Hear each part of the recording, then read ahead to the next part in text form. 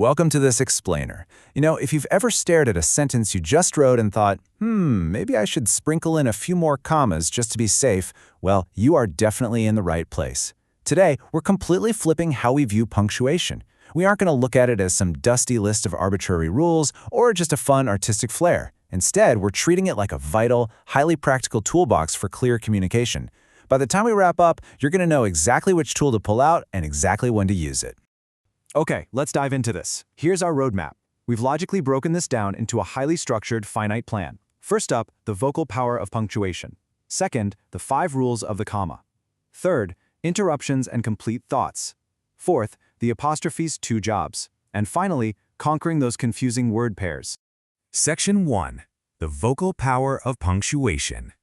Before we even touch a comma or an apostrophe, we need to completely reframe what punctuation actually is, right? It's not some punishment invented by English teachers. It's literally the written translation of human speech. Think about this for a second. In writing, punctuation takes the place of pauses, gestures, rising tone, and other such features of speech. When we talk to each other, we don't just speak in a flat, endless drone. We pause, we let our pitch go high, and then we let it drop down. Readers naturally expect standardized marks to represent those exact vocal breaks. You're basically handing them the sheet music for how to hear your voice in their head. Section 2. 5 rules of the comma.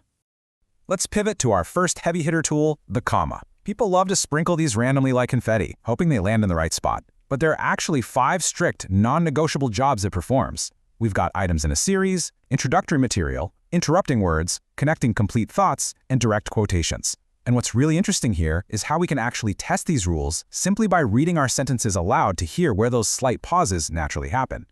So, let's do a quick pop quiz. Listen to this unpunctuated sentence as I speed read it. Before leaving home, the child's nanny collected a milk bottle, a bag full of diapers, a blanket, and a rattle. Okay, take a second. Mentally place those commas right now. Where do you hear the breaks? All right, here's the answer. The nanny collected a milk bottle, a bag of diapers, a blanket, and a rattle. This is Rule 1. We use commas to separate 3 or more items in a series. The crucial thing to remember here is that if there were only 2 items, like just a bottle and a blanket, we wouldn't use a comma at all. It's got to be 3 or more to trigger the rule. Moving on to Rule 2. Check this out. After the mother had given the baby a bath, it fell asleep. The comma sits right after the word bath. It's separating that introductory phrase from the rest of the sentence. It's kind of like a drum roll, a slight suspenseful pause before the main event is revealed. Section 3. Interruptions and complete thoughts. Now we're getting into the trickier stuff, where commas act like brackets for extra info and bridges for full sentences. Rule 3 is all about words that interrupt the main flow. Take a listen. My mother, who is very old, complains that I do not give her enough time. Notice how my voice naturally dropped for the phrase, who is very old? That's because it's extra, less important information.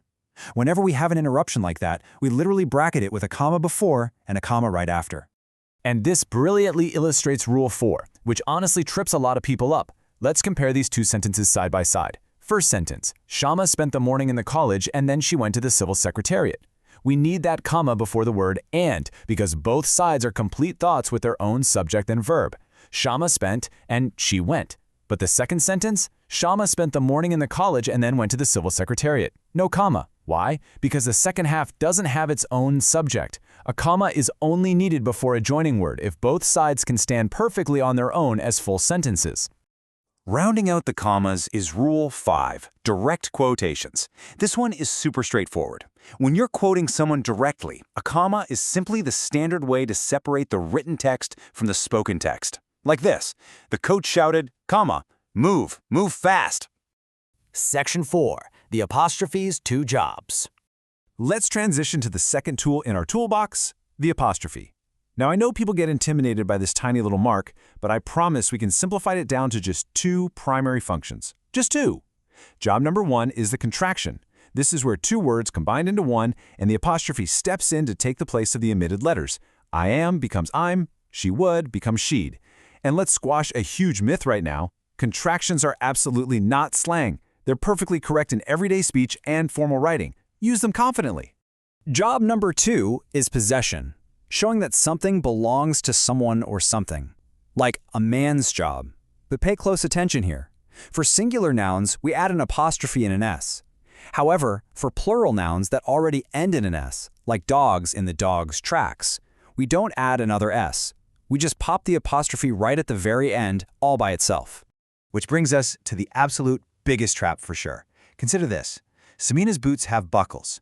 Samina's gets an apostrophe because she owns the boots. But boots and buckles, those are just plurals. More than one boot, more than one buckle. We never ever use apostrophes just to make a word plural. And look at the second sentence. She owns the cinema. Owns is a verb. No apostrophes in verbs just because they end with an S, folks. Simple as that. Section 5. Conquering confusing word pairs. All right, here we are at the ultimate grammar battleground.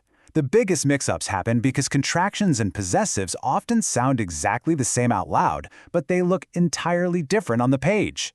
Let's run through this cheat sheet. There with an apostrophe means they are, while there with an I means it belongs to them. It's with an apostrophe is it is, while it's without one shows possession. Your is you are, and your means it belongs to you. Finally, whose means who is, while whose shows ownership. Lock this matrix in, and you'll instantly dodge the most common written errors out there. So we've unpacked the 5 rules of the comma and the 2 jobs of the apostrophe, which brings me to a final question to leave you with today. If punctuation is just the written translation of your voice, what is your current writing actually sounding like to your readers? Are you leaving them gasping for air with endless run-on sentences, or are you guiding them perfectly with your brand new toolbox? Keep this explainer handy, trust your vocal pauses, and make sure your voice is heard exactly the way you intend it to be. Thanks for hanging out with me, and keep learning.